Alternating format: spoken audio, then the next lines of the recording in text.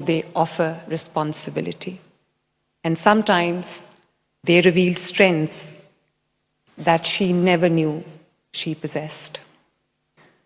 My own journey, ladies and gentlemen, has been shaped by such circumstances. There were moments when circumstances tested my resilience in ways I could have never imagined.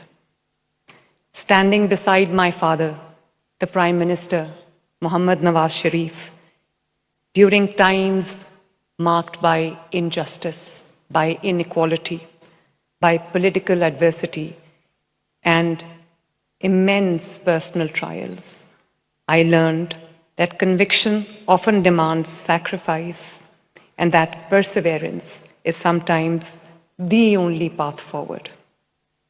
While the struggle was for my father, it was also for the millions of Pakistanis whose hopes, whose aspirations, whose voices he represented. In standing for him, ladies and gentlemen, I found myself becoming the voice of the millions who believed that their own voice, their mandate, their aspirations deserved to be heard and defended. Those experiences did not teach me bitterness. As they say, what doesn't kill you makes you strong. And as they say, that the strongest steel is forged in hottest fires. The adversity taught me patience. It taught me endurance. And it taught me that responsibility comes with standing firm for what one believes to be right. It reminded me that adversity can either define your limits or reveal your strengths. So it became a source of purpose and resolve. They taught me that empathy for women who struggle quietly every day, the unsung heroes across the world. The widow trying to educate her children, the mother worrying about putting food on the table, the young girl wondering whether her dreams are too big for the world she was born into. I was fortunate to learn from the very best, to learn from the remarkable women who came before me. Madre Millat, mother of the nation, Mohtarma Fatima Jinnah, stood beside Quaid-e-Azam, Muhammad Ali Jinnah, the founder of Pakistan, as his closest companion, as his closest aide, as his confidant, and as his pillar of strength during the struggle for the creation of Pakistan. My mother, late Begum Kulsoom Nawaz Sharif, was the guiding light behind my father, the wind beneath his wings, the wind beneath my wings. My father, who had the honor of serving, the only one to be 3 times Prime Minister of Pakistan. She taught me that leadership is not always exercised from the front row of history. Often, it is quiet strength, it is wisdom, it is sacrifice behind the scenes that sustains nations and shapes leaders. When circumstances demanded leadership, she stepped forward with grace, dignity, and resilience, reminding us all that courage is not the absence of hardship, but the determination to stand firm in the face of it. Shaheed Mohtarma Benazir Bhutto opened doors that many believed could never have been opened, becoming the first woman Prime Minister of Pakistan and the first woman Prime Minister of the entire Muslim world. Their journey reminds us that every generation of women carries the responsibility of making the path easier for the generation that follows. Ladies and gentlemen, We gave the Muslim world its first woman prime minister. Pakistan elected its first woman speaker of the National Assembly of Pakistan. Punjab today has its first woman chief minister. I don't say that with pride, I say that with gratitude and humility. The Lahore High Court today is led by its first woman Chief Justice. These are not merely individual achievements, they are milestones in the journey of millions of girls, hundreds of millions, who now dare to imagine themselves in places where previous generations were told they did not belong. For me, women empowerment is not a ceremonial expression. It is the distance between a right written on paper and a life changed on ground. It is the distance between announcing a policy and ensuring that it reaches the woman for who it was intended. It is the distance between opening a helpline and answering a call in distress, a call in need. And there is another principle that guides me, that guides my work. Women must not merely benefit from development, they must shape it.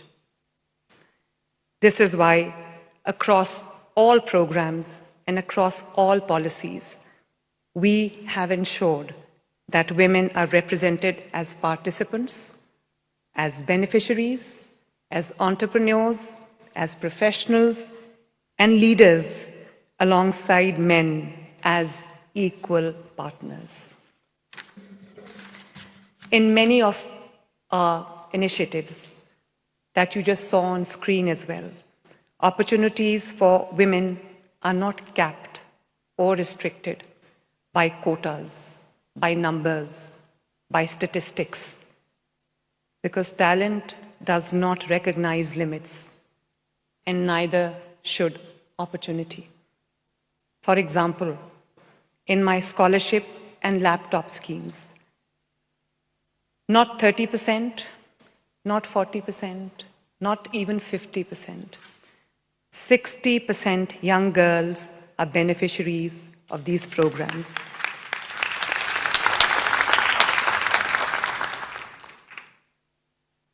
Because when barriers are removed and opportunities are equal, women do not have to beg for space. They earn it. Behind every policy is a person. Behind every program is a story. And behind every statistic is a woman waiting for an opportunity to unfold. For the women living in a rented house, burdened by rising rents and the uncertainty of what tomorrow brings, apni chhat, apna ghar, my roof, my house, is more than just a housing program. The first beneficiary of this initiative, on my first visit, I met a widow who was raising 3 young girls, 3 daughters.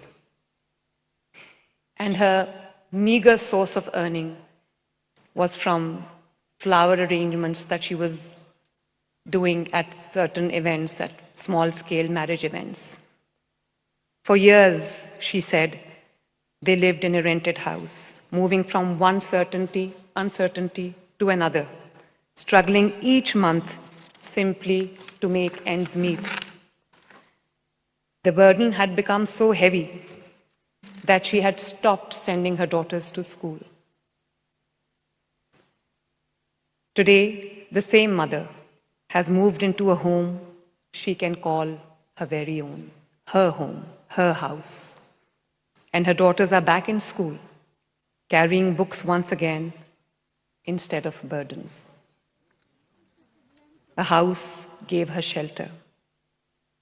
But security, sense of security, gave her daughters back their future. Today, close to 200,000 families representing nearly 1 million people have benefited from this program, moving from the insecurity of rented homes towards the dignity and permanence of a roof of their own. For the widow or the landless mother who spent her life believing that ownership belonged to men, ownership belonged to others, my initiative, Apna Khet, Apna Rozgar, which means my farm, my livelihood. It means a piece of land, a permanent address, a place in society a woman can finally call her own. For the young girl from a modest household who wondered whether university was only for the privileged, the Honhar Scholarship is not financial assistance, not just financial assistance. I want to share an anecdote with you, a story of a brave girl. At one of the ceremonies of the scholarship program, whose dream of getting an education was almost taken away by extreme poverty. Her family was struggling financially, faced with difficult choices. Her father told her that he could only afford to pay one child's education.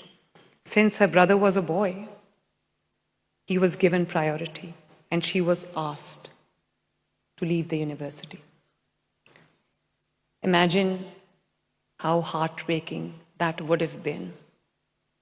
A young girl with dreams, talents, and ambitions was forced to believe that her education mattered less, that she mattered less, simply because of financial hardship. But that was not the end of the story. With the support of Honhar Scholarship Program, she and thousands of other girls were given a second chance. The scholarship covered her educational expenses and allowed her to return to the university. More importantly, it restored her confidence and reminded her that her dreams were worth fighting for. Today, ladies and gentlemen, I'm happy to share, she continues her education with hope, with will, and with determination. It is a permission to dream. It is the first woman graduate in the family. It is a daughter walking through the gates of a university, carrying not only books, but hopes of generations. For the young women holding a laptop for the first time, the laptop program is not just a machine. It's not just a gadget. It's not just a learning tool. It is a classroom without walls. It is a library without limits.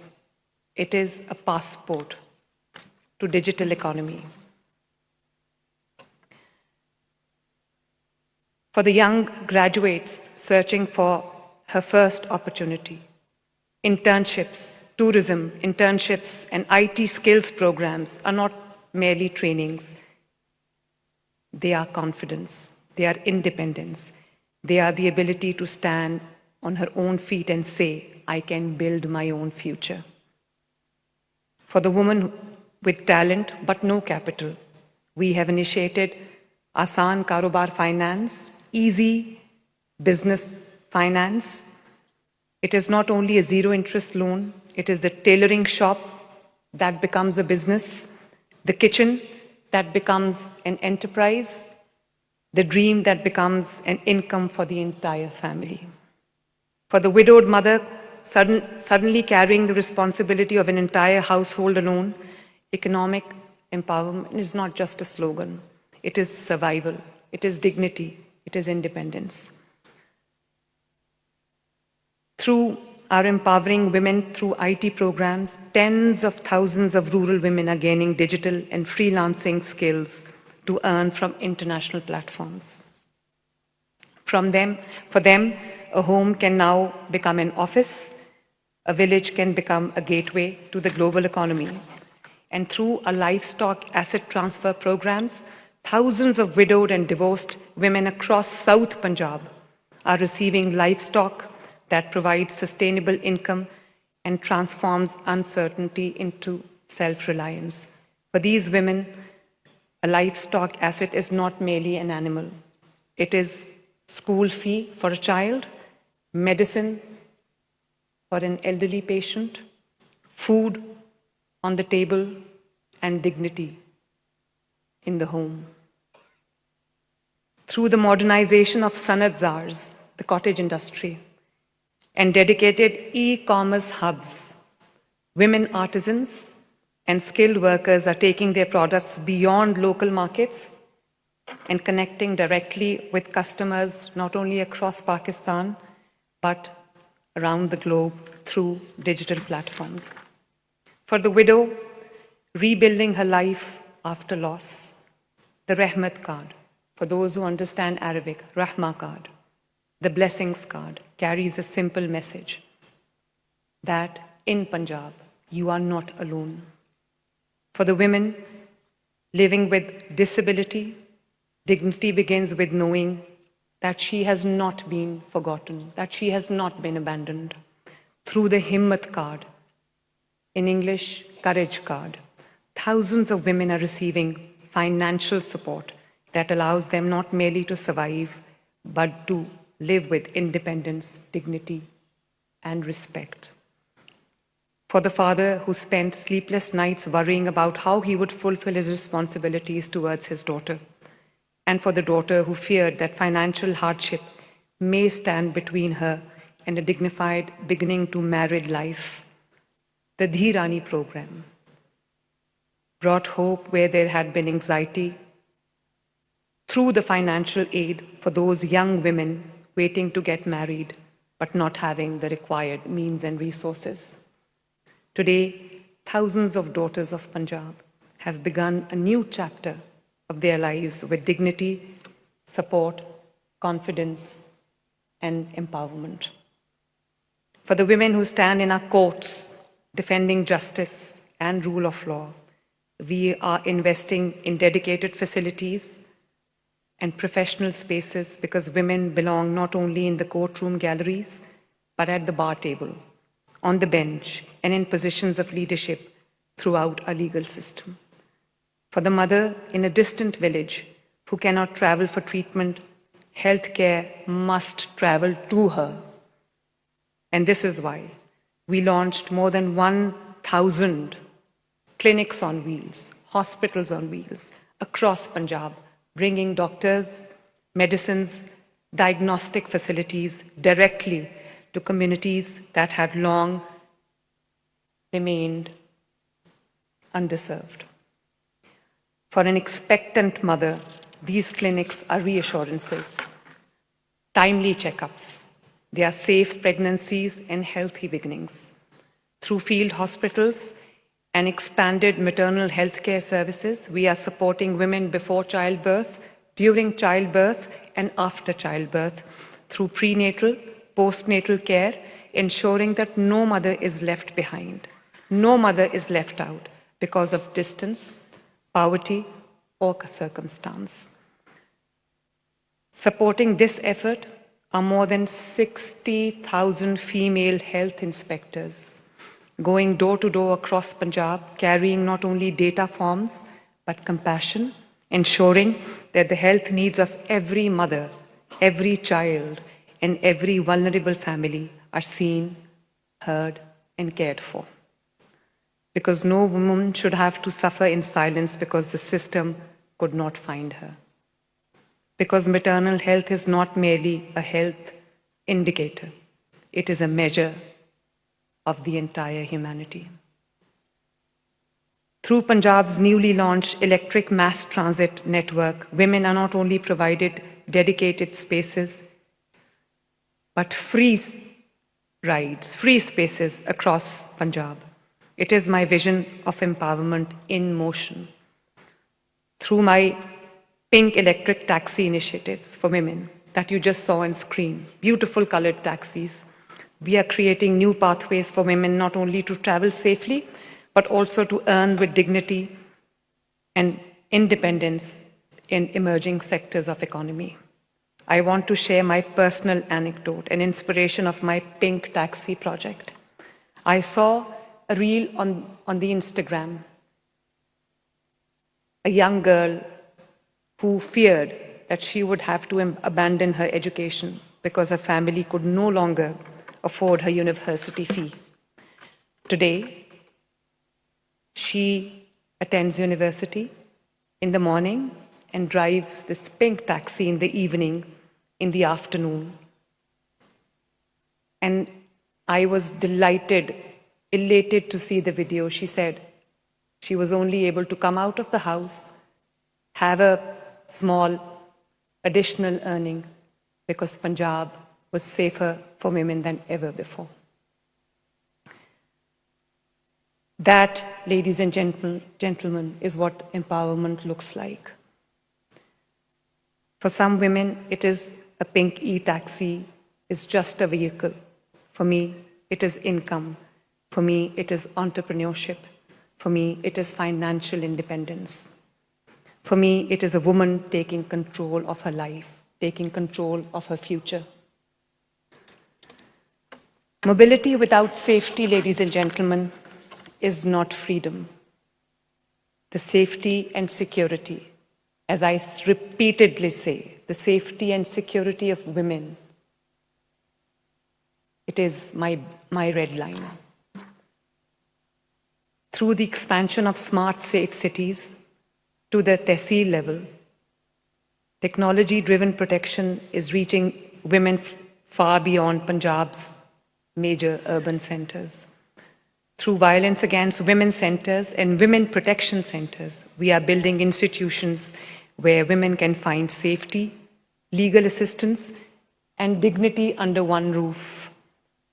Through the Punjab Safe City Authority, more than 3 million women have already benefited from technology-driven public safety initiatives. More than 1 million women have reached support through the virtual Women Police Station, which is acknowledged by the entire world. Women in Punjab now carry reassurance through the Women's Safety app. And, ladies and gentlemen, if a woman is unable to walk to a police station for various reasons, social reasons, societal reasons, stigmas associated with that, if she cannot visit a police station, if she cannot walk to a police station, if she cannot go to a police station, the police station comes to her in Punjab. The mobile police stations, for this very purpose. We have about 36 mobile police stations going to every nook and cranny of Punjab and tending to the women who are unable to come to a police station. Across Punjab, 905 safety zones equipped with free Wi-Fi, mobile charging facilities, and panic buttons are creating safer public spaces, while panic buttons in girls' colleges and universities ensure that education and safety walk hand in hand. Because a truly empowered woman is not merely educated or economically independent. She is safe, she is heard, she is protected. And she knows that her government stands beside her, with her, whenever she needs. To every young girl in Pakistan and across the Muslim world who wonders whether leadership belongs to her, my message is simple. Yes, it does. Our commitment to women's empowerment is deeply rooted in our faith and in our values. Islam honors women with dignity, rights, and respect. And our beloved Holy Prophet, Muhammad sallallahu alayhi wa sallam, taught us, the best amongst you are those who are best to their women. In empowering women, we are not departing from our traditions. We are bringing them back. If circumstances can empower one woman, opportunity can empower millions. Ladies and gentlemen, let us work together through the platform of OIC to ensure that every girl in the Muslim world has access to education. Let's ensure that every girl across the Muslim world has access to opportunity. Every mother has access to dignity, and every daughter has the freedom to dream without fear. Before I conclude, please allow me to extend a personal invitation to each one of you. While you are in Pakistan, I hope you will find time and opportunity to visit Punjab, and especially the historical city of Lahore, which I call a walking museum, a city of history, a city of culture, a city of traditions, a city of poetry, a city of warmth and hospitality, where every guest is welcomed like a family. I hope you leave Pakistan not only with memories of a conference, but with friendship that endures and deeper connection with the people of this country. You will always find a warm welcome in Pakistan, and you will always have a home in Punjab. Thank you very much, ladies and gentlemen.